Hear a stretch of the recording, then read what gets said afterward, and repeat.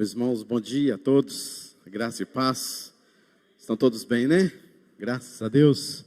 Bom ver aqui a família do Silvano novamente conosco. Deus abençoe, continue abençoando vocês e a todos os que estão aqui nos visitando nesta manhã também. Um bom dia, que Deus esteja abençoando-os poderosamente em nome de Jesus. Meus irmãos, nós vamos dar continuidade ao estudo que iniciamos na semana passada. Nós sabemos que o nosso tema geral é sobre santificação. E nada melhor do que estudarmos um pouquinho, do livro de Coríntios. Aquela igreja que precisava de se santificar, uma chamada de Paulo à santificação. É claro, não vai dar para vermos todo o livro nestes espaços de tempo que temos, mas algumas coisas nós podemos aprender ali quanto àquela igreja. Eu quero convidar os irmãos a abrirem então em 1 Coríntios, no capítulo de número 1. Eu farei a leitura dos versículos de 1 até o versículo de número 13.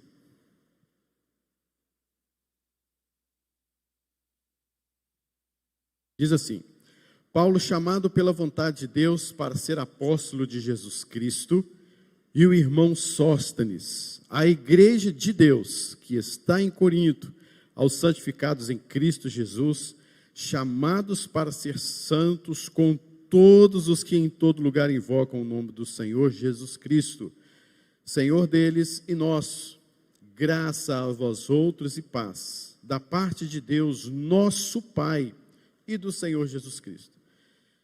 Sempre dou graças a meu Deus a vosso respeito, a propósito da sua graça, que foi dada em Cristo Jesus, porque em tudo fostes enriquecidos nele, em toda palavra e em todo conhecimento, assim como o testemunho de Cristo tem sido confirmado em vós, de maneira que não vos falte nenhum dom, aguardando vós a revelação de nosso Senhor Jesus Cristo, o qual também vos confirmará até o fim, para serdes santos e irrepreensíveis no dia de nosso Senhor Jesus Cristo. Fiel é Deus, pelo qual fostes chamados à comunhão de seu Filho Jesus Cristo, nosso Senhor. Rogo-vos, irmãos, pelo nome do nosso Senhor Jesus Cristo, que faleis todos a mesma coisa, e que não haja entre vós divisões. Antes, sejais inteiramente unidos na mesma disposição mental e no mesmo parecer. Pois a vosso respeito, meus irmãos, fui informado pelos da casa de Cloé de que há contendas entre vós. Refiro-me ao fato de cada um de vós dizer: eu sou de Paulo, eu de Apolo, e eu de Cefas, e eu de Cristo. Acaso Cristo está dividido? Foi Paulo crucificado em favor de vós? Ou fostes, porventura, batizados em nome de Paulo? Vamos orar ao Senhor. Deus, fale profundamente aos nossos corações. Ensina-nos a tua doce palavra, para que possamos ser edificados, fortalecidos no Senhor. E temos, ó Deus, a obra do teu Espírito Santo em nós, de nos santificarmos, em nome de Jesus. Amém. Meus irmãos, na semana passada, então, nós falamos sobre a questão de como a igreja de Corinto estava aos olhos de Deus. Como Deus vê a sua igreja. Eu não vou passar ali nos slides, mas só para a gente ter uma ideia. Porque Paulo, ele foi a Corinto, e ali quando ele quis sair daquela cidade, Deus disse para ele: volte, porque eu tenho muitos eleitos nessa cidade. E ele ficou ali pelo menos 1 ano e meio, 1 ano e 6 meses aproximadamente, evangelizando aquela cidade. E ele usou, devido a algumas circunstâncias daquela cidade, ele usou isso para a obra de evangelização, para instaurar uma igreja ali. Uma destas questões que ele usou é a questão geográfica, como nós vimos. Corinto tinha porto dos dois lados, e havia ali uma grande riqueza comercial por causa desses portos. Havia muita muitas pessoas de diversas regiões do mundo naquela região, na cidade de Corinto, por conta disso, várias culturas, várias línguas, vários costumes, vários pensamentos, filosofias de vida. Então essa foi uma das razões que Paulo também usou naquela cidade para instaurar uma igreja. Havia também uma razão cultural, como nós falamos, sobre comércio, a tradição esportiva. Corinto só perdia por Atenas a questão da prática esportiva e também a abertura às novas ideias. Afinal de contas, Corinto ficava próximo à Grécia, fazia parte da região, e então havia muitos filósofos, muitos pensamentos, pensadores, que iam para as praças acústicas, falarem, né, os seus pontos de vista sobre a vida, e muitas pessoas iam ali ouvir estes filósofos. Havia uma razão também moral, o pecado que estava instaurado naquela cidade, fez também com que Paulo pregasse o evangelho para que pessoas fossem restauradas ali, transformadas pelo poder do evangelho. Uma destas coisas era a questão da prostituição, da homossexualidade, da carnalidade. Nós vimos isso na semana passada. E também, é claro, a questão da razão espiritual. Quando nós olhamos para o livro de Coríntios, este texto que nós lemos, do versículo de número 1 até o versículo de número 9, você fala assim, gente, mas que povo crente, mas que igreja fantástica, olha como Deus vê esta igreja. E nós vimos várias características, nós vimos vários pontos aqui, onde Deus, Paulo, né, fala que Deus os chamou à santidade, onde Deus os chamou à comunhão, onde Deus os chamou para glorificar o nome dele. Então era uma igreja assim, gente, que pessoal fino, se você ler do capítulo de número 1, ao versículo 1 ao versículo de número 9. E de fato era isso mesmo. É como Deus enxergava a igreja. Uma igreja abençoadora, uma igreja que esperava a vinda do Senhor, uma igreja que Jesus Cristo confirmaria até o fim, para que no dia dele, na sua volta, se apresentassem irrepreensíveis. Então você vê assim, esse povo é crente demais. O fato, queridos, é que quando você começa a ler o versículo de número 10 e termina o livro, e lê 2 Coríntios também, você percebe assim, esse povo não é crente assim tão bem como a gente observou nos primeiros versículos, não. Tem muita coisa assim pesada, e pesada mesmo, queridos, coisas que você poderia imaginar assim, a gente encontra isso dentro da igreja, a gente vê isso dentro do povo de Deus, a gente vê corrupção dentro da igreja do povo de Deus, a gente vê práticas homossexuais, práticas pecaminosas, práticas de adultério, práticas de roubo, práticas de indisciplina, de contendas dentro da igreja. E é aí que Paulo começa a tratar então neste primeiro livro, né, que na verdade é o segundo, como nós já vimos.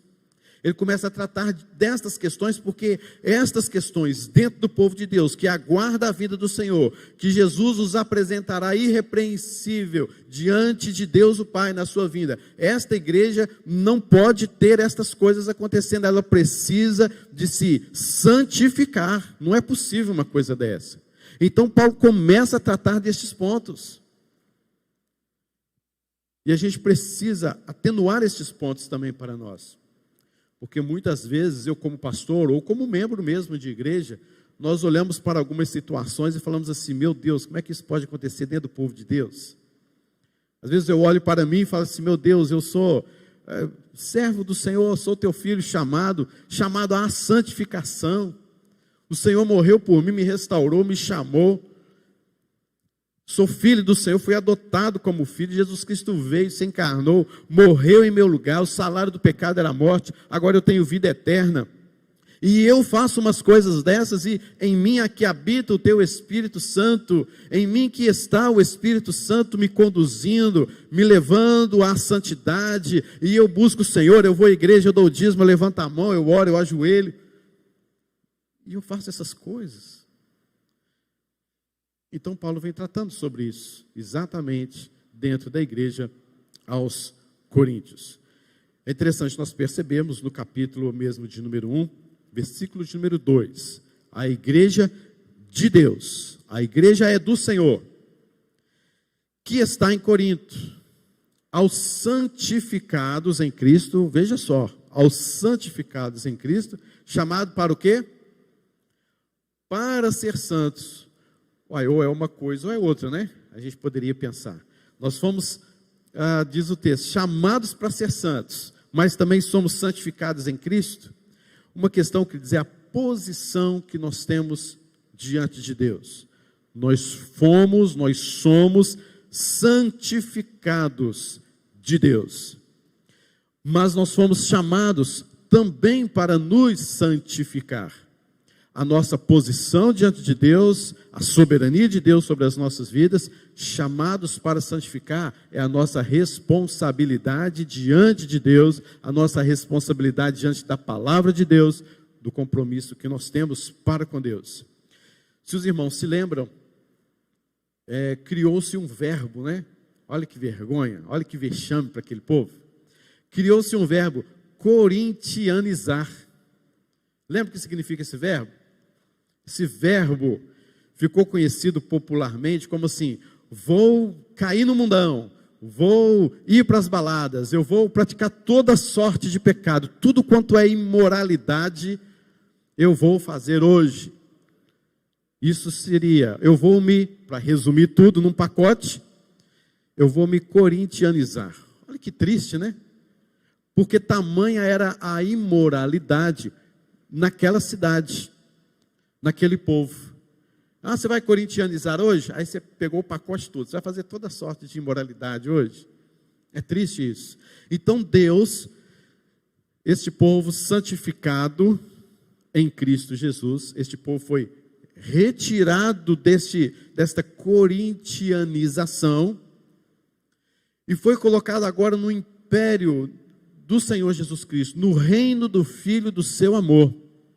A este processo, a esta forma, a isto que Deus fez, de nos tirar do meio da corintianização e nos colocar no reino do Filho do seu amor, é isso que Paulo está dizendo aqui, santificados em Cristo Jesus. O que significa a palavra santificar mesmo? Significa separar. Então Deus nos separou dos, às vezes é difícil falar assim, corintianos, né? Deus nos separou dos coríntios. Deus nos separou dos coríntios, não dos corintianos, né? Mais ou menos. Mas dos coríntios, ou seja, destas práticas pecaminosas, e agora nós agradamos a Ele. Como que nós agradamos? Devido ao seu, tem corintiano aqui, eu vi sorrindo de atrás da máscara, a gente vê aí o sorrisinho assim, né? Mas Deus nos separou deste povo que tinha imoralidades tais, para agora termos disposição, olha só a palavra, disposição dada por Ele, desejos implantados em nosso coração, para então nos santificarmos, que é agora um processo, uma responsabilidade pessoal e coletiva, como igreja, como um corpo.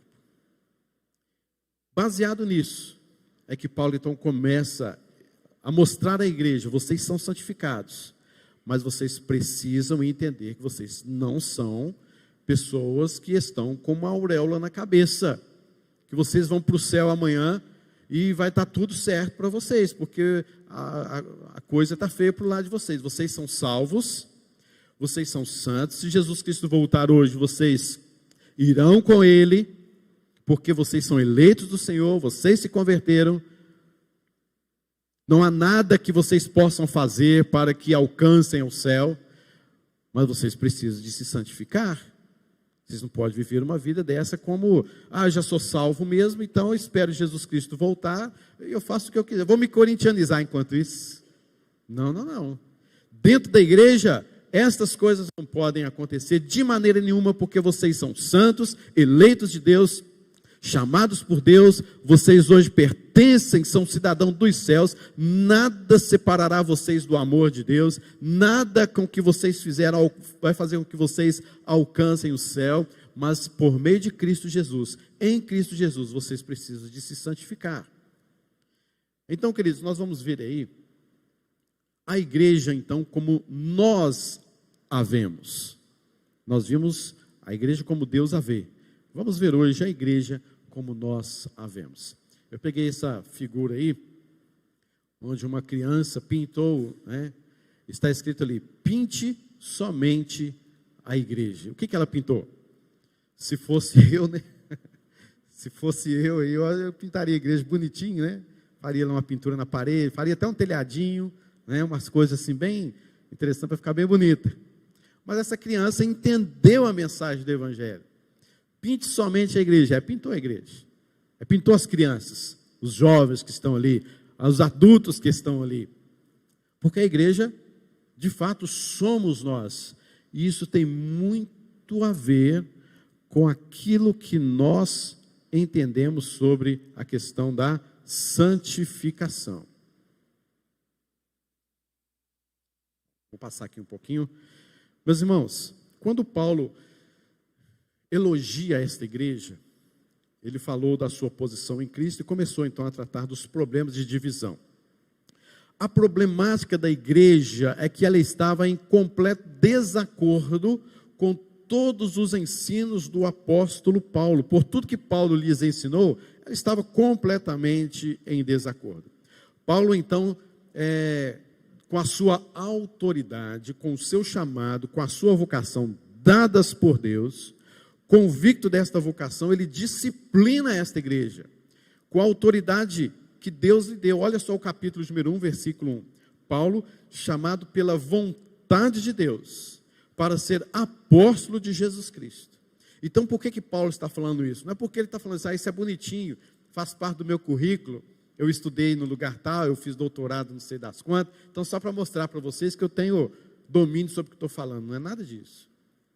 Paulo está dizendo assim, pela autoridade que Deus me deu, pela vocação que Deus me deu, eu quero tratar alguns assuntos diretamente com vocês e não vou ficar dando voltas. E com esta mesma autoridade, Paulo chama a atenção destes irmãos. E Paulo escreve para trazer soluções de Deus para estes problemas dentro da igreja. Então ele fala, eu tenho essa autoridade, eu sou chamado por Deus, eu vou corrigir isso de vocês, eu preciso mostrar isso para vocês. E não tem esse negócio de ficar aí, né, de mimimi, não. Vamos tratar o negócio diretamente. Essa é a carta de 1 Coríntios. Todo membro da igreja, queridos, todos os membros da igreja, deve ter a convicção do conceito sobre o que é igreja e o que é evangelho. Caso contrário, esta pessoa que não entende o que é o evangelho, o que é igreja, poderá ser levado por qualquer tipo de vento de doutrina, de partidarismo dentro da igreja, e até mesmo ser levado ao esfriamento da sua fé.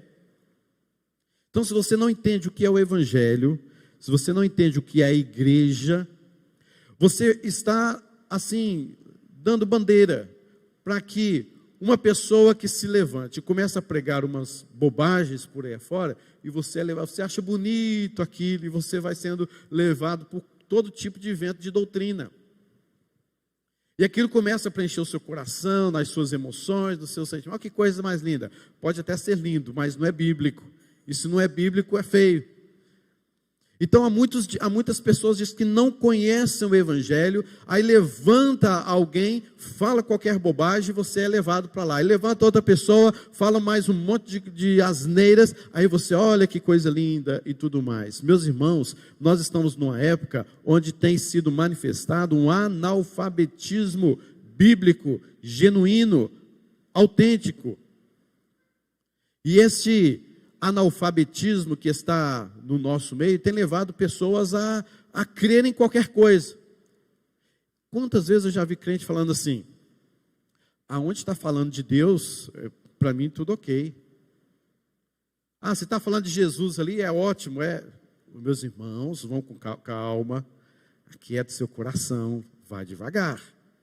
Não é assim também não, queridos, porque desde a época do apóstolo Paulo, nós vamos ver falsos profetas falando coisas de Deus, falando coisas de Jesus, do Messias, e não sei o que lá mais, e coisas que pareciam bonitas demais, e uma turma junto com eles. Lembra lá dos Gálatas? Os Gálatas foram assim. Então não é porque está falando de Deus, eu estou compartilhando. Não é porque está falando de Deus, eu estou publicando. Não é porque está falando de Deus que eu estou pregando. Não é porque está falando de Deus que eu vou achar aquilo bonito. Queridos, nós precisamos aprender o Evangelho como nunca. Porque esses irmãos coríntios, eles parece que não conheciam muito bem o Evangelho. Não tinham a sensibilidade do que é o Evangelho do Senhor Jesus Cristo. E Paulo teve que trazer coisas para eles, como veremos, de recomeçar, de começar tudo de novo. Entende? Porque não é possível uma coisa dessa acontecer dentro da igreja. Há pessoas que dizem, acho que você já ouviu falar isso, né? Essa igreja é fria. A igreja presbiteriana, né? É fria demais. Tem um negócio aí de sorveterianos, né? Já ouviu falar isso? A igreja presbiteriana é sorveteriana. A igreja é fria. Queridos, primeira coisa, nem sempre essas pessoas estão erradas. Não estou falando da igreja presbiteriana em si, estou falando de qualquer igreja. Nem sempre essas pessoas estão erradas, porque a igreja pode se esfriar sim. Sabia disso? Igreja pode sim se esfriar na fé. Um exemplo disso é a igreja lá de Laodiceia, que naquela época, naquele contexto, né, naquela cultura ali, foi chamada de igreja morna. Igreja morna, naquela ocasião, seria para nós hoje a igreja fria na fé, esfriou-se na fé. É uma igreja que deixou o evangelho de lado e se desbandeirou para tudo quanto é outra coisa, menos o evangelho. Ela se esfriou na fé. Não há outra forma de uma igreja se esfriar, senão unicamente pelo fato dela não se santificar. Meus irmãos, a igreja pode ter um projeto, esse projeto acabar no meio do caminho. A igreja pode ter uma bela de uma construção, mas essa construção parou no meio do caminho. A igreja pode começar um trabalho riquíssimo e lá atrás foi uma bênção para a igreja, mas esse trabalho parou de funcionar. Mas uma coisa é certa, estas questões não esfriam a fé de ninguém, pelo menos não deveria. Mas o deixar de se santificar é o que esfria a igreja. Projetos vêm, projetos vão. Pensamentos passam, pensamentos vão. Estratégias de igreja vêm, estratégias vão embora. Há momentos de, parece que grandes impactos dentro da igreja, isso passa. Mas uma coisa é certa, não há outra forma de uma igreja se esfriar, senão unicamente pelo fato dela não se santificar. Qualquer coisa pode passar, isso não esfria a nossa fé. Qualquer coisa pode vir, isso não deve esfriar a nossa fé. Mas deixar de nos santificar, você pode ter certeza, haverá um esfriamento parcial, completo, íntegro dentro da igreja.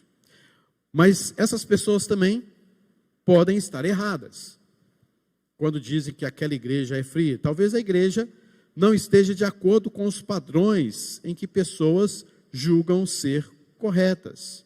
Ou seja, pessoas que dizem, a igreja é fria. Ela pode estar errada. Às vezes é a visão dela do que é santificação. Inclusive eu vou estar falando no próximo domingo, ainda programando aí com Chica, etc., da escola dominical, mas quero estar falando aqui sobre os mitos que rodeiam a nossa santificação. Há muitos de nós que falamos de santificação por simples questões de ter algumas certas atitudes, de fazer assim, de não fazer assim, de desse jeito, daquilo outro tal, e isso é santificação, e muitas vezes não, queridos. Nós temos uma visão do que é santificação, que talvez não seja a visão que a Bíblia trata conosco, mas é aquilo que eu aprendi na minha religiosidade.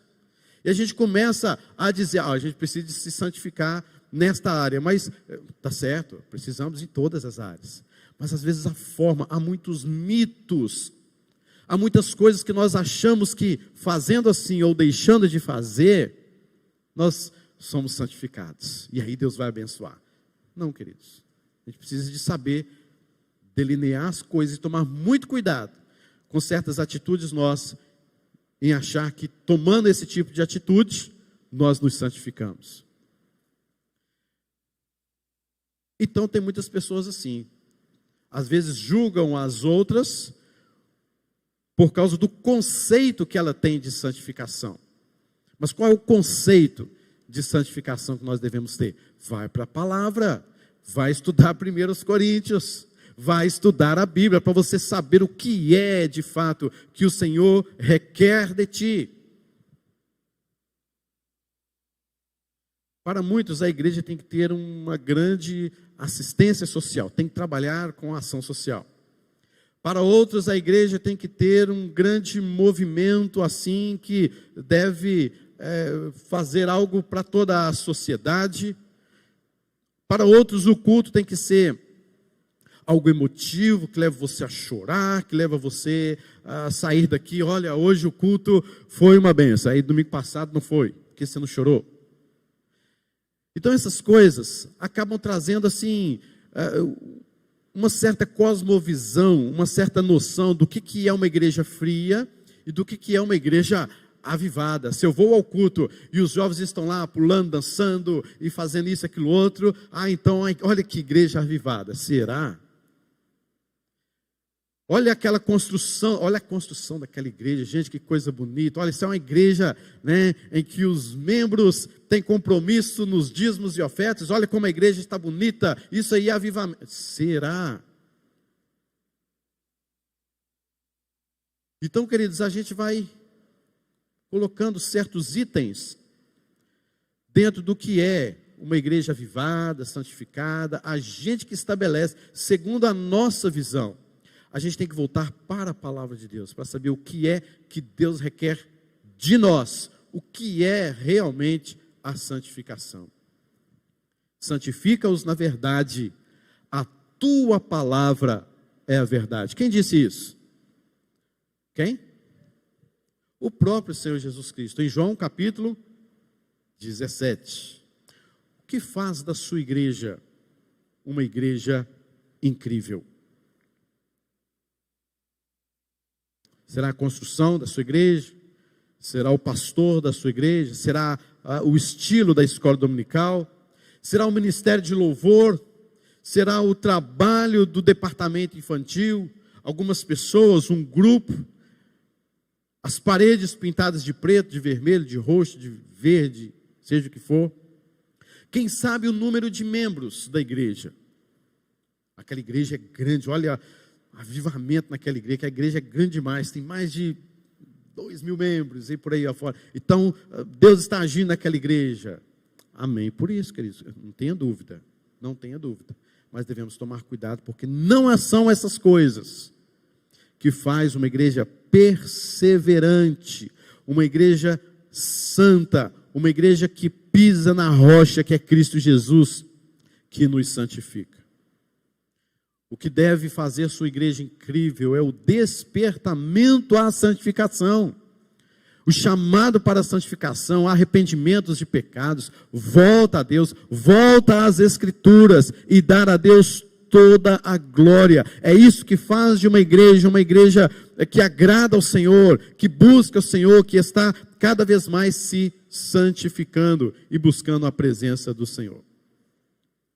Meus irmãos, observemos o texto onde fala: sempre dou graças ao meu Deus a vosso respeito, a propósito da sua graça que vos foi dada em Cristo Jesus. E o versículo 10: rogo-vos, irmãos, pelo nome do nosso Senhor Jesus Cristo. Paulo ele está aqui buscando a pessoa de Cristo. Cristo é autoridade suprema. Paulo não está falando em seu nome. Paulo não está falando para que aqueles irmãos o considerassem. Oh, meus irmãos, ensinei tanto a vocês. Vocês são minhas ovelhas. Olha, eu batizei fulano. Cadê o ciclano dentro da igreja? Fulano me abençoou tanto. Eu fiz tanto isso, por exemplo. Então, por conta dessas coisas, sejam assim, façam assim. Paulo não fala isso. Paulo ele fala: rogo-vos pelo nome de Cristo. Até o versículo número 10, a palavra Cristo já foi escrita 9 vezes.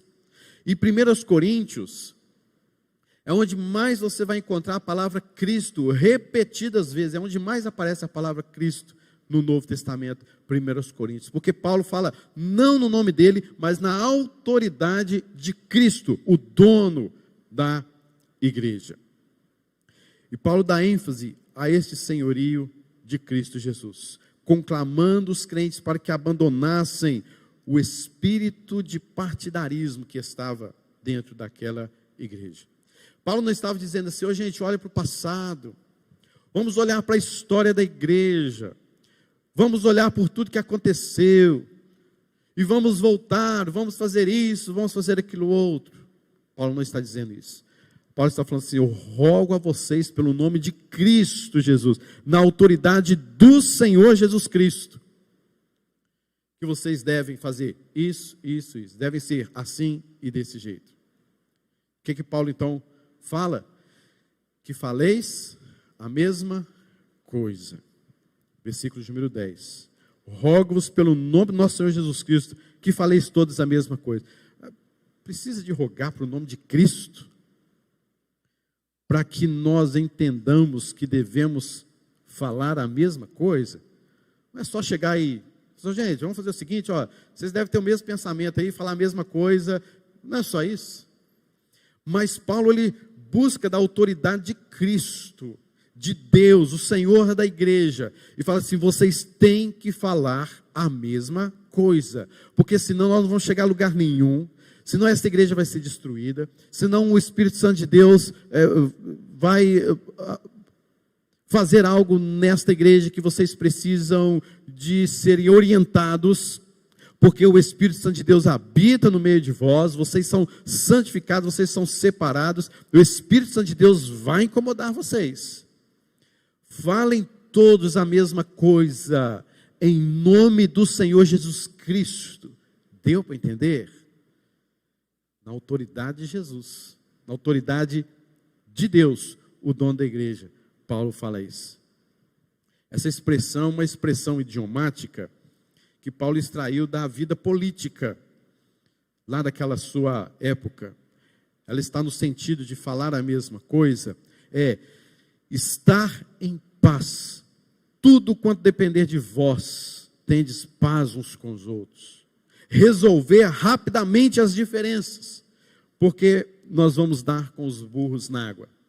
Então falem a mesma coisa, porque essa atitude que vocês estão tendo, ela vai se dar mal, ela tem consequências, e são consequências desastrosas. Então, falem a mesma coisa, em nome de Cristo Jesus. Tendes paz, reconciliem-se, vivam em harmonia uns com os outros. Paulo também fala que não haja entre vós divisões. A palavra divisões aqui, esta expressão significa rasgar o pano. Rasgar o pano. Aqueles que não haviam respeitado a unidade dos irmãos na igreja, que não considerou a comunhão da igreja, o que eles fizeram? Rasgar o pano.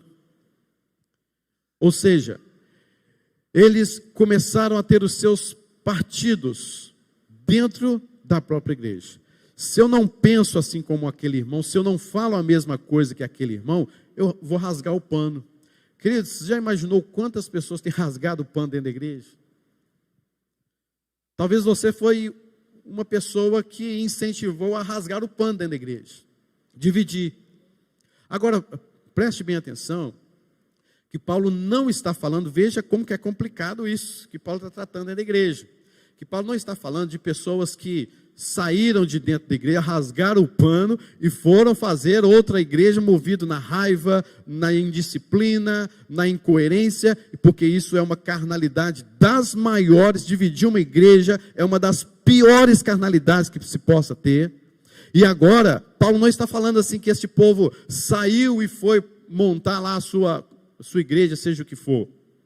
Pastor está dizendo que este povo está dentro da igreja. Agora você imagina uma divisão dentro da igreja. A vontade de um pastor, né, talvez seria assim, gente, por que vocês não saem mesmo, né? Mais carnal ainda do que poderia ser. Mas não, essa divisão estava dentro da igreja. Os irmãos rasgavam os panos dentro da igreja. Eu não quero ter comunhão com você. Eu não falo a mesma coisa que você. Cuidemos disso, queridos. Cuidemos disso. Em nome do Senhor Jesus Cristo.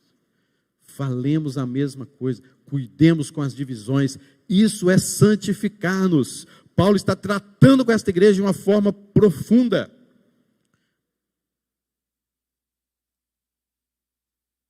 Ser inteiramente unidos na disposição mental e no mesmo parecer. Ser inteiramente unidos. Essas palavras inteiramente unidos dão a entender o reajustamento de peças quebradas ou rasgadas por alguém, formando novamente uma peça inteira e unida. Então, quando Paulo fala coisas negativas, né?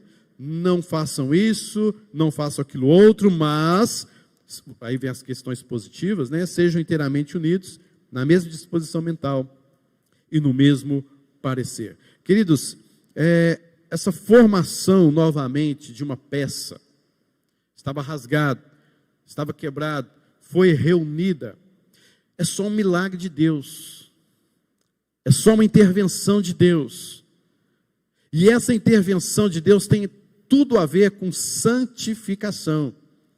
Se vocês, se nós não nos santificarmos, essas peças nunca se encaixarão. Nunca veremos a igreja por inteiro. Alguém tem que ceder, alguém tem que pedir perdão. Alguém tem que buscar humildade, alguém tem que entender que é servo, alguém tem que entender o que é o evangelho, alguém tem que entender o que é igreja, alguém tem que entender que o Espírito Santo está preparando a sua igreja para a santificação, para que no dia em que Cristo Jesus voltar, Ele apresente perante Deus a sua igreja, uma igreja irrepreensível, sem mácula. Então nós precisamos de buscar em Deus disposição, porque isso não vem do seu coração, não. Seu coração depravado, corrupto, incrédulo muitas vezes, falso, hipócrita. Você acha que de você mesmo vai sair assim, eu quero me reconciliar, Vem com essa não, queridos. Não vem com essa não. Porque de você mesmo, essas coisas boas não brotam, não. Se não for uma obra do Espírito Santo de Deus, se você entender isso como uma obra do Espírito Santo de Deus, de buscar diante de Deus, Deus, transforma o meu coração. Senhor Deus, modifica os meus desejos. Aquela pessoa que eu preciso perdoar, que eu preciso conversar, que eu preciso estar junto dela, às vezes é difícil demais, mas coloca no meu coração a disposição do alto, para que eu possa me santificar e buscar do Senhor, inteirar o pano, falar a mesma coisa, pensar concordemente no Senhor. Me dê essa disposição, porque de você não vem nada não, querido. Pode ter certeza disso. No mesmo ou na mesma disposição mental. A disposição mental, queridos, é tudo o que precisamos para alcançar nossas metas, nossos alvos. O mesmo propósito, ajudando outra a chegar no mesmo alvo. Imagine você andando de bicicleta, e tem uma pessoa ao seu lado também andando de bicicleta. Vocês têm um alvo, andar 10 quilômetros, 5 quilômetros, eu se fosse um só quilômetro já estava bom, né? Mas talvez o alvo é mais à frente, e a pessoa já está ali cansada. O que você faz? Você pega a bicicleta dela e faz isso, né? Dá um coice na bicicleta dela para a pessoa cair. É isso que você faz? Se vocês têm um alvo, vocês têm que alcançar aquele alvo. Esse alvo vocês têm que chegar junto. E esse alvo tem propósitos até chegar lá. Você vai empurrar a pessoa que está do seu lado. Eu vou rasgar o pano, tá? Vai rasgar o pano? Não, meus irmãos. Se a pessoa se sentir cansada, ou se a pessoa cair da bicicleta, meu irmão, levanta aí que eu vou te ajudar. Se a pessoa se sentir cansada, meu irmão, me ajuda aqui que eu estou cansado demais. O que você faz por mim? Me ajuda, me levanta aqui, eu caí, machuquei aqui, me socorre. Vamos juntos. É isso que Paulo está falando. Mesma disposição mental. Nós temos um alvo e nós temos propósitos estabelecidos até chegarmos nesse alvo. Ajude um ao outro. Falem todos a mesma coisa. Para de ficar rasgando o pano. Tem tecido demais, vocês rasgaram. Para de ficar rasgando o pano aí. Mesma disposição mental. Também fala, quase que sinonimamente, no mesmo parecer. Buscar o mesmo alvo. Agora, veja bem comigo o versículo de número 11. Pois a vosso respeito, meus irmãos, fui informado pelos da casa de Clói, de que há contendas entre vós. Paulo está falando do versículo de número 10, dando uma introdução, né? Você está falando, meus irmãos, vamos tomar cuidado, porque está acontecendo isso, aquilo outro. Vocês têm que pensar desse jeito. Porque, agora eu vou abrir um negócio para vocês, vou abrir a conversa com vocês aqui. Fui informado por uma senhora, que possivelmente morava em Éfeso, onde Paulo estava, e ele escreveu essa carta de Éfeso. E ele foi informado, talvez, dessa senhora que morava em Éfeso mesmo, mas isso não nos interessa, não tem problema nenhum, se você morava em Éfeso, se você morava em Corinto. O fato é que esta mulher resolveu chegar diante de Paulo e falar assim: Paulo, está acontecendo isso e isso dentro daquela igreja. Paulo se sentiu servido em escrever para aquela igreja. Queridos, e o que Paulo fala? Há contendas entre vós. Há contendas entre vós. Palavra que significa disputas, debates verbais. Tais disputas ou contendas são inclusive alistadas entre as obras da carne, em Gálatas 5:19. E também naqueles vícios de personalidade que temos aqui na palavra de Deus. Às vezes a gente enfatiza tanto, né? Os frutos do Espírito, a obra da carne. Você já viu falar dos vícios da personalidade na Bíblia? Pois é. 2 Coríntios, capítulo de número 12, versículo 20, Romanos 1:19, 1 Timóteo 6:4. Em todos esses vícios de personalidade, existe lá a palavra contenda. A contenda é um problema seríssimo, que deve ser tratado dentro da igreja, porque assim como há obras da carne, há também problemas no que diz respeito à personalidade. A fulana de tal tem uma personalidade forte, né? Não toca naquela pessoa não, porque ela vai falar umas coisas boas para você. Já viu isso? Gerando contendas dentro da igreja. Vícios de personalidade. Tomemos cuidado com isso também, porque isso leva a igreja a não se santificar, mas praticar os vícios de personalidades, praticar obras da carne. E isso é um perigo, porque se praticamos obras da carne ou coisas do vício da personalidade, nós não estamos buscando santificação. E Paulo está dizendo: há contendas entre vocês. Meus irmãos, isso é coisa gravíssima dentro de uma igreja. Meu Deus do céu, será que você não entendeu ainda o que é a igreja, o que é o evangelho? Se há contendas entre nós, esse é um problema seríssimo, precisamos tratar isso hoje, domingo, dia 16 de janeiro. 16 mesmo, né? Deu um branco aqui. Precisamos tratar isso hoje, então.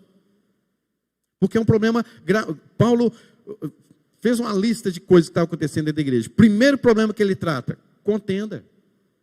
Por causa da urgência. Ele fala tantas coisas lindas acerca da igreja.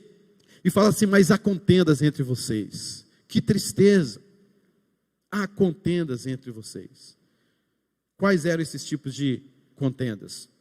Eram contendas heréticas, eram contendas judaizantes, doutrinárias, culto à personalidade acerca do batismo e tantas outras coisas. Mas isso causava contenda dentre os irmãos. Veja só, queridos.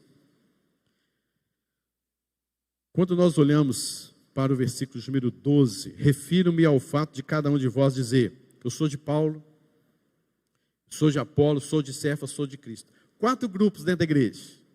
Esses são os principais, tá certo? São os que estavam na moda, à tona na igreja. Fora os grupinhos, as panelinhas, etc. Esses 4 grupos eram notórios dentro da igreja. Como estes grupos, então, agiam? Perceba que na cidade de Corinto havia muitos filósofos. E quando ia um filósofo pregar naquelas praças, as pessoas falavam assim: eu tô com esse cara aí. Gostei desse filósofo, eu sou da parte dele, eu gosto demais dele, porque ele falou aquilo que eu precisava e gostava de ouvir, aquilo que eu gostava de ouvir, nem tanto precisava, mas aqui que eu gostava de ouvir, é gostoso ouvir ele. A retórica, as palavras, o que ele fala, é bom demais. Aí vinha o outro e falava assim, não, isso aí de jeito nenhum, você está doido, né? Esse aí não, eu sou da turma do fulano de tal é muito melhor. E ficavam disputando se era aquele ou se era aquele outro. Aí esses homens que achavam, que disputavam quem era o melhor filósofo, eles se converteram, foram para a igreja. Chegaram lá, viram Pedro pregando, porque Pedro passou por lá, Apolo pregando, porque Apolo também passou por lá, viu Pedro pregando, e tinha até o grupinho lá de Jesus. Aí uns começaram a falar assim, eu sou de Pedro. Pedro, para mim, olha, o que ele fala para mim é agradabilíssimo. Ah, mas eu sou de Paulo. Você não é de Pedro? Você é de Paulo? Não, mas não é possível. E aí começava. Vamos rasgar o pano aqui agora. E rasgava o pano. Era exatamente isso que acontecia. Ou seja, o mundo influenciando a igreja. A gente trazendo costumes do mundo para dentro da igreja. A gente trazendo a cosmovisão que tínhamos antes de Cristo para dentro da igreja. Funcionou lá, tem que funcionar aqui também. É desse jeito que funciona. Não, queridos, não. Calma aí. Aqui é uma igreja. É uma igreja do Senhor Jesus Cristo. Ele é o dono da igreja. E por isso devemos observar todas estas questões. Então, olha, tinha lá os legalistas. O herói deles era Pedro. Por que os legalistas? Porque Pedro era um judeu. E muitas pessoas começaram a pensar que Pedro era aquele que gostava das coisas, dos ritos judaicos, da circuncisão, das coisas dos judeus. Então nós temos que trazer esses costumes judaicos para dentro da igreja. Então o líder desse grupo, Pedro. Tinha os intelectuais e filósofos. O herói deles era Apolo. Por que o Apolo? Porque Apolo era de fato daquela região mesmo, da filosofia. Ele era natural de Alexandria, uma das maiores cidades onde muitos filósofos iam para ali pregar e falar aquelas coisas todas. E Apolo era um deles, que ficava lá ouvindo e tinha uma grande influência filosófica. Ah, eu gosto de ouvir Apolo. Chega lá, fala um monte de coisa, assim, e vai, sabe, emendando com outra e com outra. Ah, aquilo é bom demais ouvir, esse homem é bom demais. Aí, era o grupo de Apolo. Havia também os liberais, o herói deles era o Paulo. Não é porque esses homens eram assim não, viu, queridos? Entenda uma coisa, não é que Pedro era um judaizante, não é que Apolo era um filósofo, não é que Paulo era um liberal. As pessoas que enxergavam isso neles, as pessoas que davam esse título, esse estereótipo na vida deles. Por que Paulo era um liberal? Ah, porque a gente pode comer as carnes, a gente pode ser desse jeito, a gente não precisa ficar mais observando ritos judaicos, a gente pode servir a Deus desse jeito, desta maneira. Ah, então estou com esse homem aí, ué. Esse aí é dos nossos, pode tudo. Aí é muito bom. E tinha inclusive os cristãos. O herói deles era Jesus. Mas era só, certo, queridos? Só para mascarar, entende? Quem eram esses cristãos? É aqueles que diziam assim, eu recebi uma revelação de Deus. Ele não ouvia Paulo, ele não ouvia Pedro, ele não ouvia Apolo, mas de Deus. Jesus que me falou isso.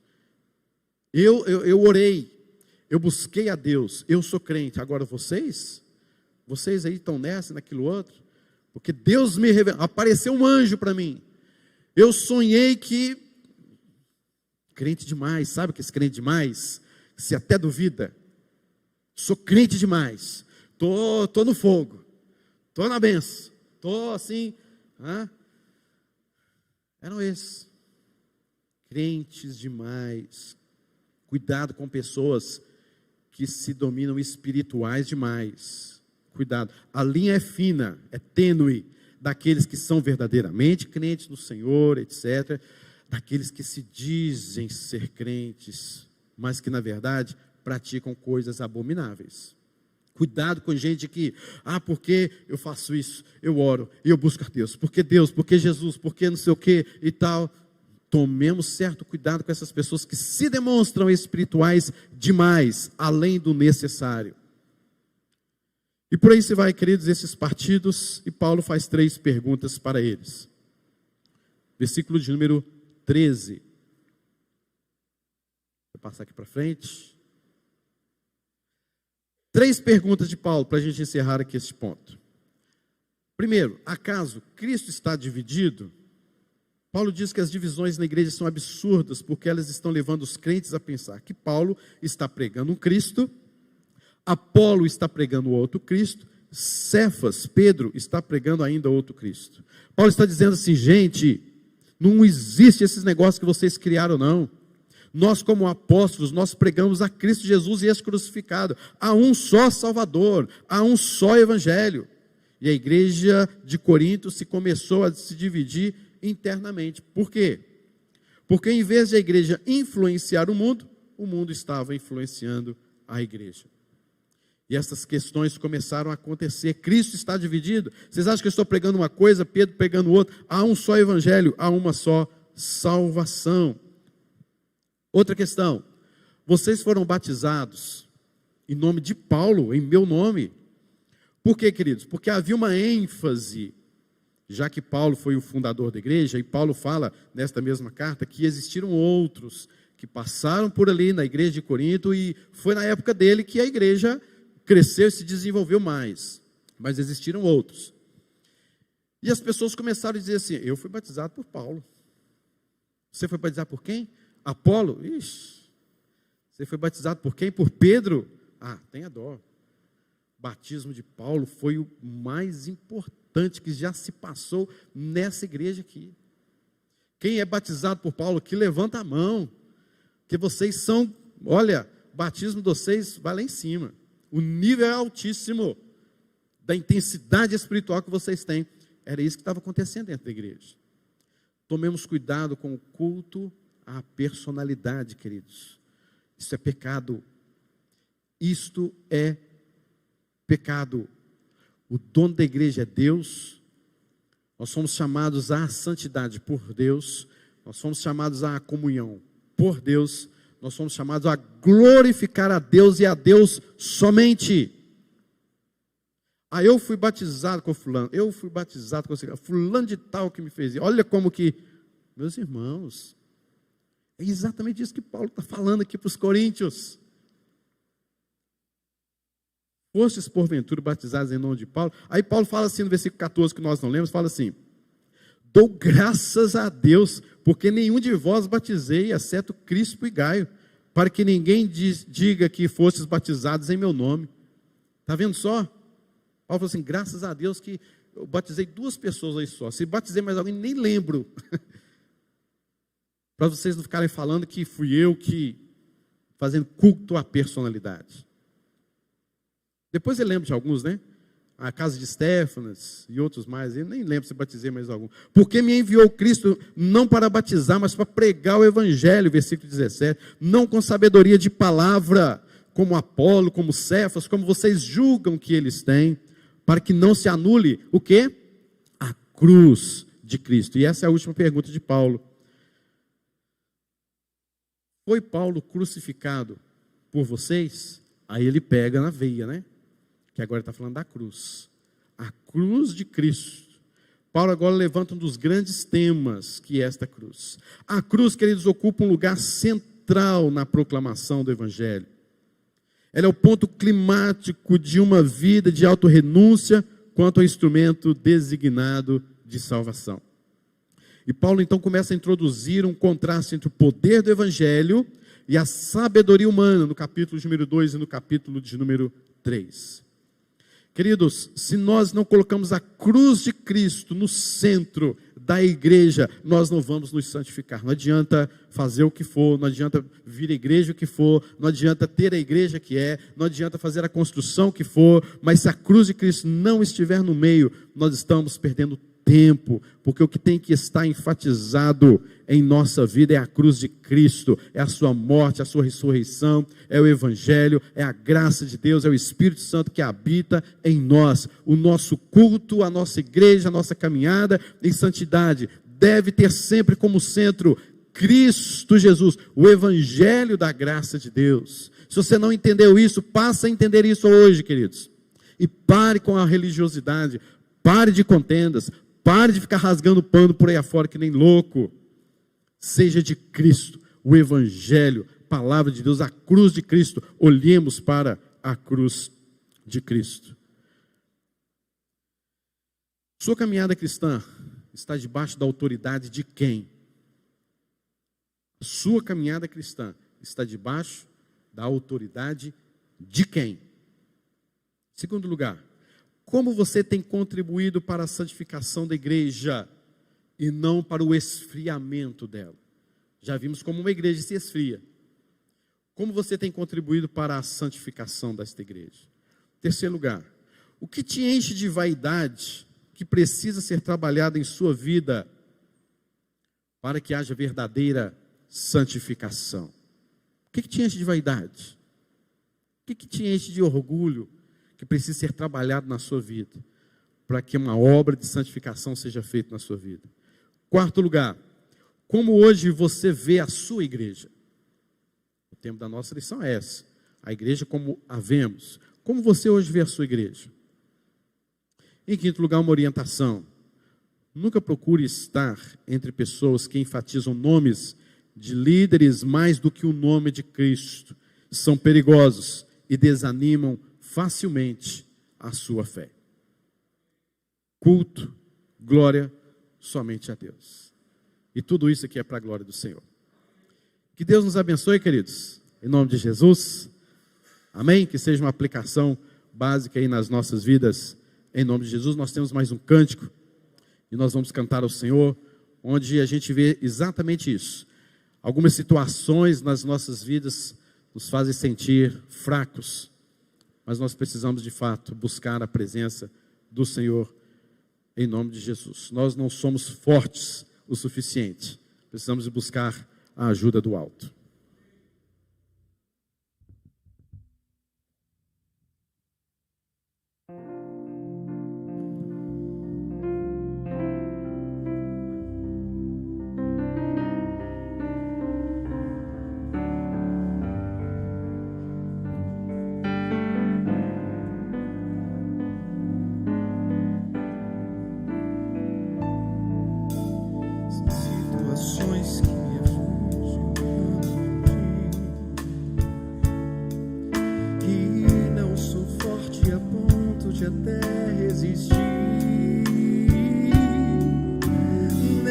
Terríveis momentos, os maus pensamentos me querem levar. E meu equilíbrio se deixa enganar. Mais uma vez, situações nessa vida me fazem sentir que não sou forte a ponto de até resistir. Nestes terríveis momentos, os maus pensamentos me querem levar a um extremo de vida que meu equilíbrio se deixa enganar.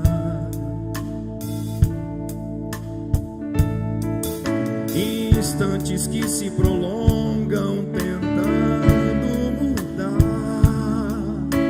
tudo que já se fez novo, pois Cristo mudou. Tentando hoje trazer o que eu tento esquecer. Sou vencedor e ninguém poderá me deter. Não, não, pois eu sei que jamais eu provado serei além do que eu possa suportar. E se ainda eu cair e pensar que é o fim, Jesus me ergue e segue junto a mim.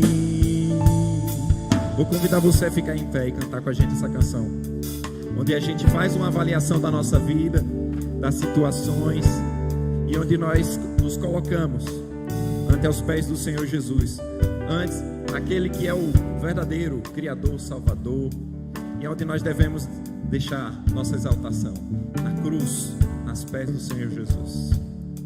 Situações provações nessa vida me fazem sentir que não sou forte a ponto de até resistir. Nestes terríveis momentos, os maus pensamentos me querem levar a um extremo de vida que meu equilíbrio se deixa enganar.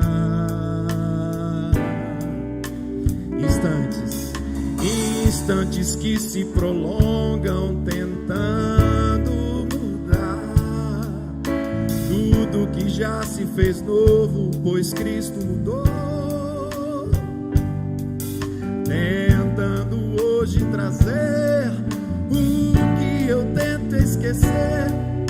Não vencedor e ninguém poderá me deter, não, pois eu sei que jamais eu provado serei além do que eu possa suportar. E se ainda eu cair e pensar que é o fim, Jesus me ergue e segue junto a mim. Pois eu sei que jamais eu provado serei além do que eu possa suportar. E se ainda eu cair e pensar que é o fim, Jesus me ergue e segue junto a mim. Você pode repetir isso? Jesus me ergue e segue sim. Jesus me ergue e segue sim. Jesus me ergue e segue junto a mim. Jesus me ergue e segue sim. Jesus me ergue e segue sim. Jesus me ergue e segue junto a mim. Jesus me ergue e segue sim. Jesus me ergue e segue sim. Jesus me ergue e segue junto a mim.